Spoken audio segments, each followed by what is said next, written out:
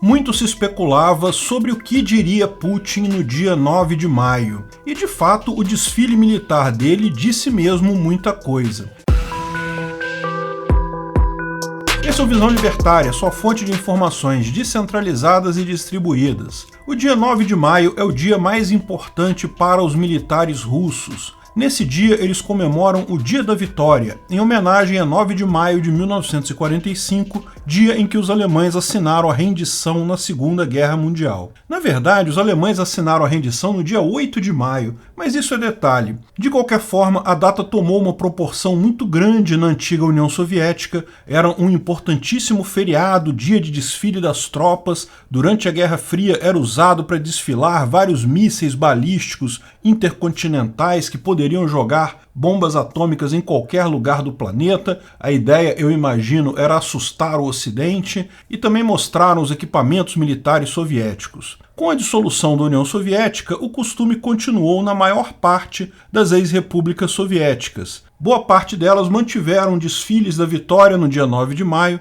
mas em nenhum lugar isso tinha tanta importância quanto na Rússia. E teve todo um renascimento dessa data quando Putin ascendeu ao poder a partir do ano 2000. O fato é que a economia da Rússia nunca teve capacidade real de manter uma força militar do tamanho que tinha a União Soviética. Mesmo a União Soviética, quando a economia dela desmanchou no ar, muito de sua força militar se perdeu. Hoje, a economia da Rússia é do tamanho da economia do Brasil, mas Putin sempre teve uma fixação enorme em manter a Rússia como uma potência militar mundial, algo que não necessariamente era compartilhado por seu povo. Afinal, investimentos em infraestrutura e serviços de utilidades, integração nacional, provavelmente renderiam muito mais frutos para a economia russa e para o povo russo como um todo. Mas Putin insistia em gastar uma enorme fração do produto interno bruto com os militares. Isso em tempos de relativa paz. Embora tenha usado as forças armadas em alguns momentos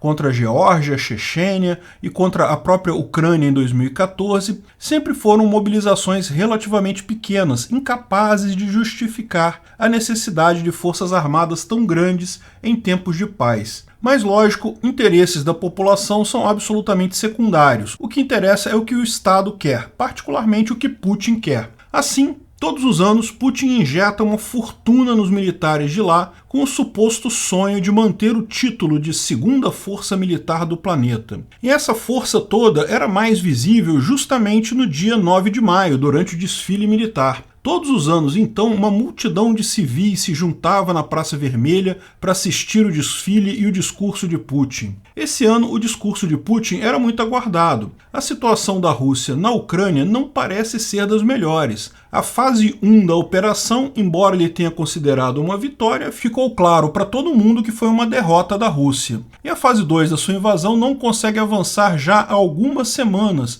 e quando avança é com um enorme custo de soldados e equipamentos. O exército russo está fazendo tão feio no campo de batalha que já tem muita gente achando que superestimou a força desse exército, que o exército russo é um urso de papel. O fato é que, sem uma mobilização maior, sem conseguir mais gente para a frente de batalha, é pouco provável a Rússia conseguir avançar de forma significativa ali. Ao contrário, ao ritmo que tem perdido pessoas e equipamentos, a situação pode ficar crítica para os russos em muito pouco tempo. A Ucrânia, lógico, também perdeu muitos combatentes e muito equipamento. Principalmente perdeu muito equipamento nos primeiros dias da guerra, antes de organizar sua defesa. Mas desde então suas perdas são menores. Defensores tipicamente perdem menos que atacantes, e as técnicas de linha de defesa não fixa têm permitido à Ucrânia impor grandes perdas aos russos, relativamente com poucas perdas próprias. A Rússia está sob pressão do tempo. Vai ter que fazer alguma coisa em algum momento muito em breve.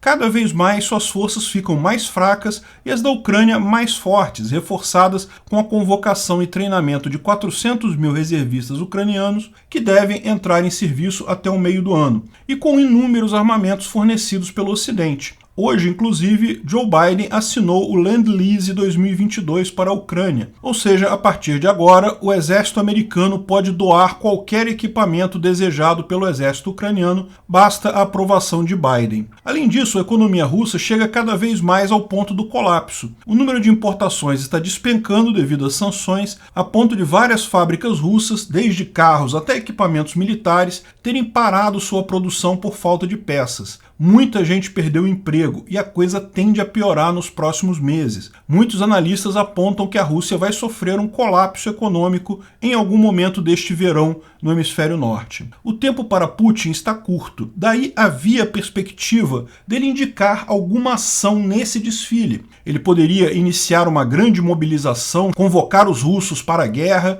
poderia declarar a guerra à Ucrânia, que até agora não foi declarada, poderia até jogar uma bomba atômica, ou poderia declarar a vitória e encerrar a guerra. Mas ele não fez nada disso. O discurso foi cheio daquelas mentiras requentadas sobre culpa da OTAN, sobre a inevitabilidade da guerra, sobre o nazismo que só a Rússia vê na Ucrânia e que se parece cada vez mais com os russos em si. Lógico, Putin não precisava tomar a sua decisão no dia 9. Todas as opções que ele tinha antes continua tendo agora. A questão é, ele não tem muito tempo. De fato, o próprio desfile militar desse dia 9 foi bem aquém do normal. Muito menos tropas do que no passado, muito menos armamentos também. Nesse ponto, é compreensível, tropas e equipamentos são necessários na guerra. Mas não foi só isso. Não houve participação popular. Ao contrário dos outros anos, apenas militares e familiares foram admitidos na Praça Vermelha. A desculpa foi a preocupação com a pandemia, mas essa desculpa não cola. Ano passado, muito mais crítico para a pandemia, teve público. Também não teve desfile aéreo. A desculpa foi que as condições meteorológicas não estavam adequadas, o que é uma besteira. Era um belo dia de sol em Moscou com poucas nuvens. Ano passado, o céu estava muito mais fechado e teve o desfile aéreo do mesmo jeito. Tudo aponta, em ambos os casos, serem preocupações com a segurança do Putin, medo de um atentado, seja um civil infiltrado protestando contra a guerra ou algo mais sério,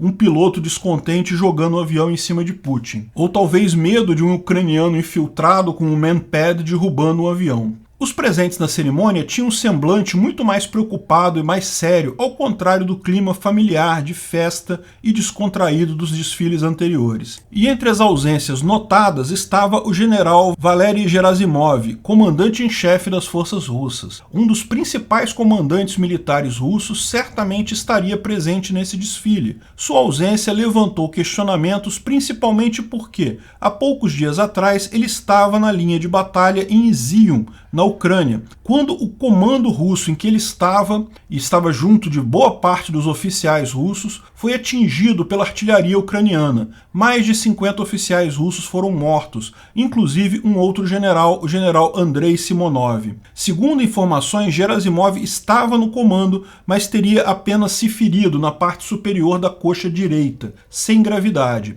De qualquer forma, ele foi enviado de volta à Rússia imediatamente, mas sua ausência levanta questões. Será que o ferimento foi mais grave que o reportado? Será que ele está no hospital? Será que ele está mancando e não quis aparecer mancando na cerimônia? Também chamou atenção a quebra de um dos T-14 Armada, o tanque mais moderno e poderoso da Rússia. Ele ainda está em desenvolvimento, a Rússia possui apenas 3 protótipos. Embora os 3 estivessem presentes no ensaio, durante os desfiles foram vistos apenas 2. Provavelmente o terceiro quebrou. Tudo isso pinta um retrato muito real da força russa. Sem querer, o desfile desse ano mostrou de fato o que é a força militar russa. Muito menor do que se julgava há poucos meses atrás, com problemas de indisciplina e medo de golpe, com a maior parte da fortuna injetada por Putin tendo sido transformada em propina e corrupção, gerando armamentos pouco confiáveis e com desempenho muito aquém do esperado. Muitos militares insatisfeitos com o comando e Putin incapaz de tomar uma decisão, empurrando a situação, parece que esperando que o mundo decida por ele. Enfim, um desfile do dia da vitória que cheirava a derrota. Fica tranquilo, Putin, o mundo já decidiu o lugar que cabe a você e muito em breve você terá o destino esperado. Obrigado pela audiência. Esse vídeo foi um oferecimento de armataweb.com, cloud e serviços de data center. 100% de compromisso com a satisfação e privacidade dos clientes. Aceitamos Bitcoin. Veja o link na descrição do vídeo. Se você gostou desse vídeo, clique no like e compartilhe ele em suas redes sociais. Se inscreva no canal para nos ajudar, clicando no botão vermelho abaixo. Se quiser ser avisado de novos vídeos, clique no sininho ao lado. Se você quiser comprar camisas e outros itens do Visão Libertária, veja nossos itens no site Pimenta no Café, pimentanocafé.com.br/Visão Libertária, tudo junto sem acento, ou clique no link da descrição. Até a próxima!